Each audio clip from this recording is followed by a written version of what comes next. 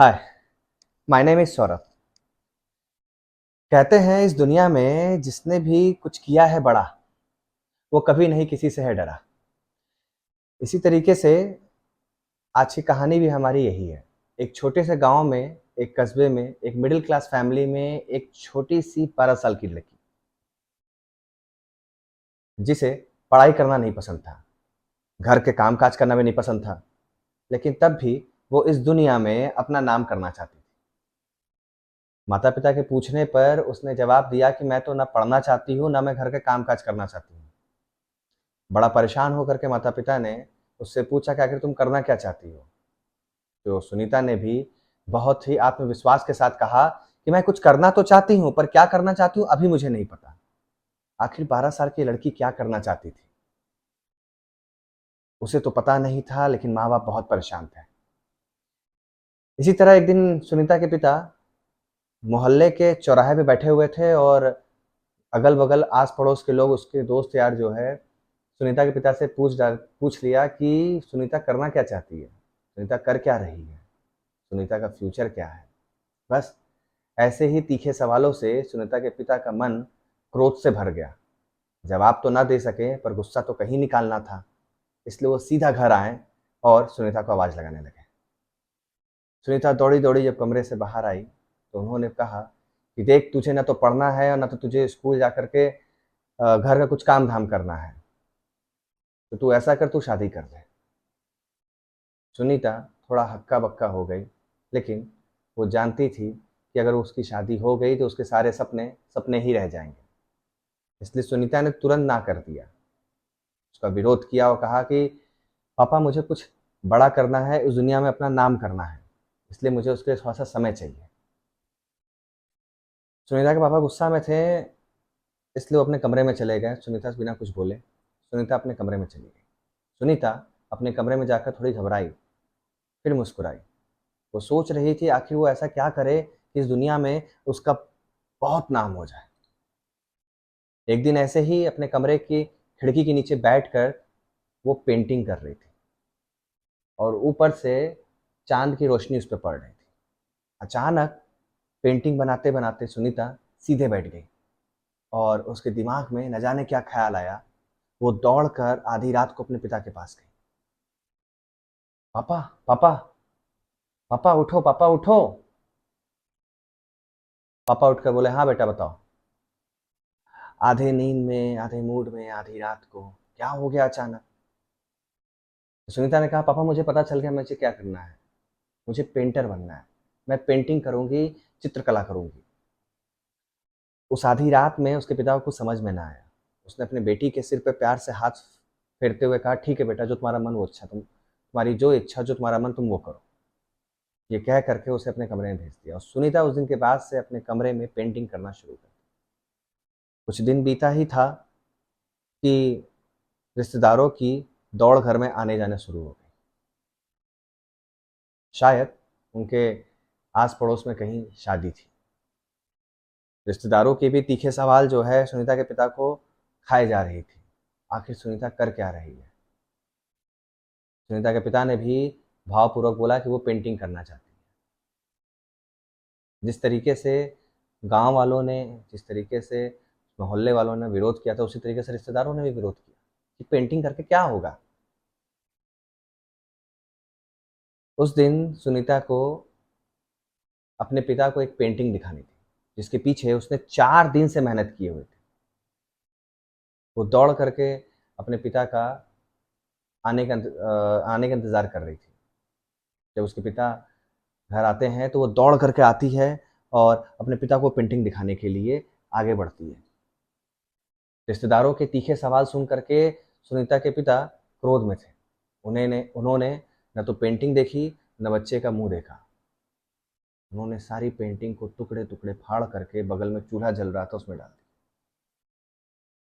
सुनीता इस चीज़ से हक्का बक्का रह गई और अपने कमरे में भागकर दौड़ के चली गई।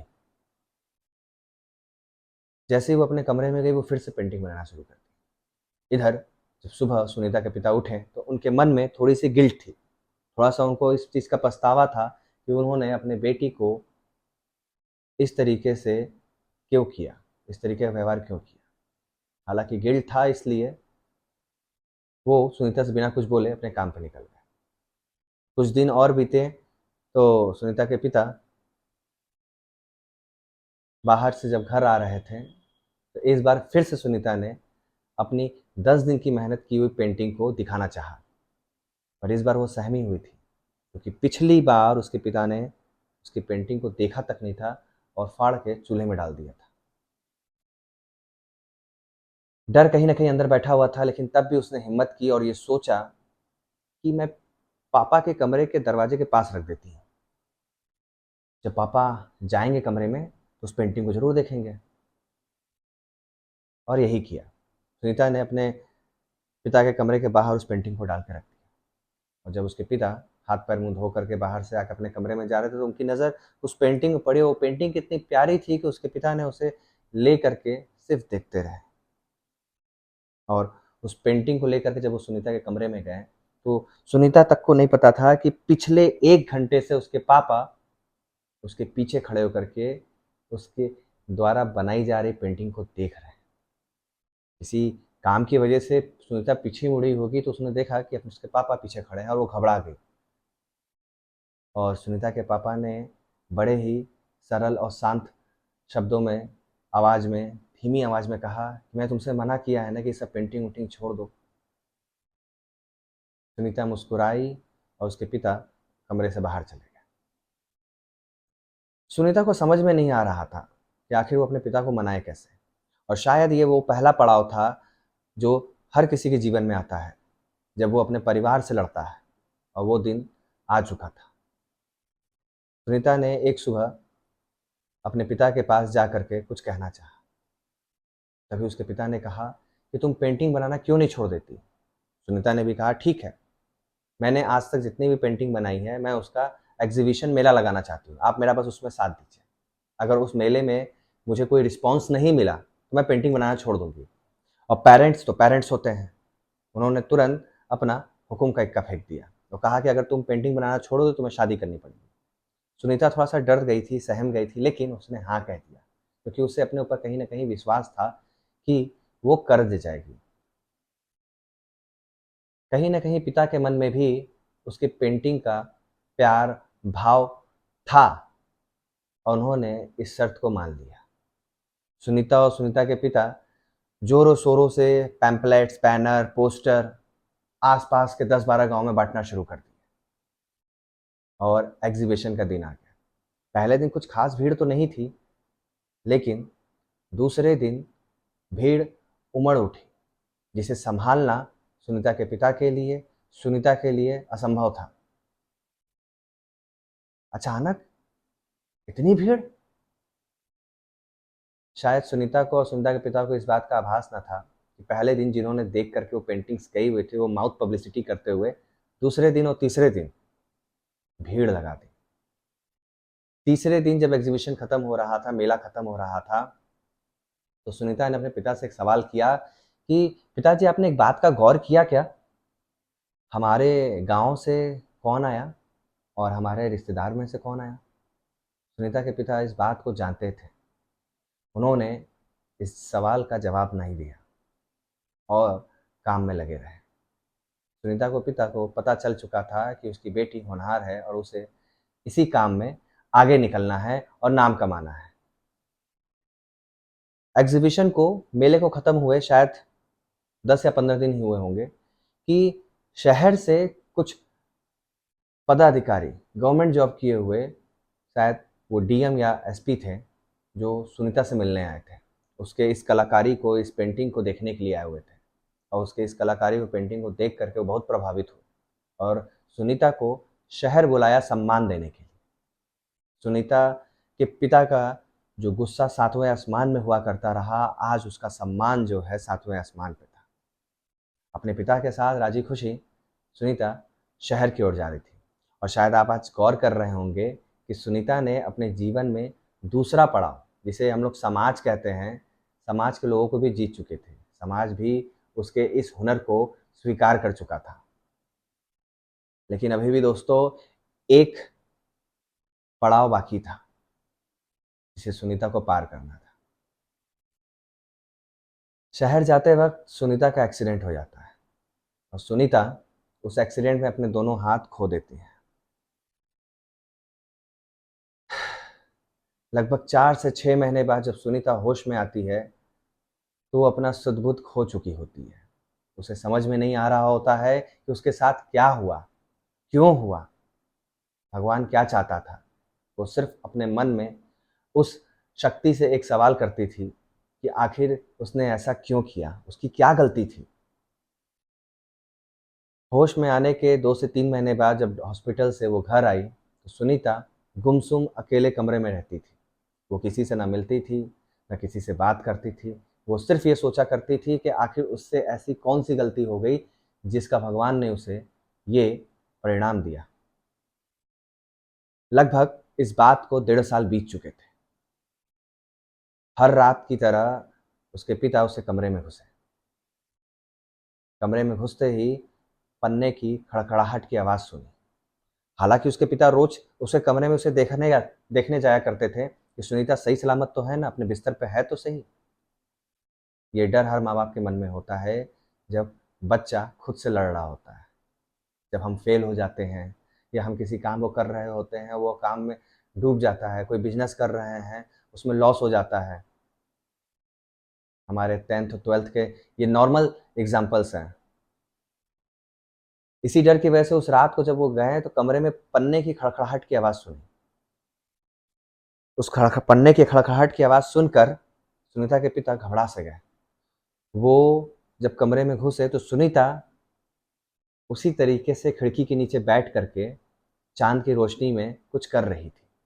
जब सुनीता के पिता पास में गए तो उन्होंने देखा कि सुनीता पेंटिंग कर रही थी।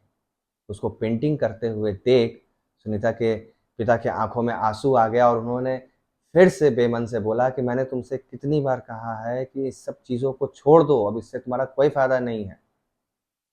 क्यों तुम अपने आप को तकलीफ़ दे रही हो? सुनीता ने उस चाँद की रोशनी की तरफ अपना चेहरा किया। वो रोशनी उसके चेहरे को चमका रही थी और सुनीता ने सिर्फ़ एक बात कही कि हुनर मेरे अंदर था ना कि मेरे हाथों में। पेंटिंग मैं बनाती थी ना कि मेरे हाथ। मेरे हाथ तो सिर्फ़ एक माध्यम थे, जिसकी वजह से मैं अपनी कलाकारी को बाहर निकालती थी। आज मेरे हाथ नहीं है तो इसका मतलब ये नहीं कि मेरे अंदर हुनर ख़त्म हो गया है। और उसकी इस बात को सुनकर उसके पिता सन्न रह गए। सुनीता ने कहा कि हाँ, मुझे समय लगेगा अपने पैरों से पेंटिंग करने में, लेकिन एक दिन वो भी आएगा जब मैं इसको भी सीख जाऊँगी। पिताजी, कोसने से अच्छा है कि मैं मेहनत करूँ।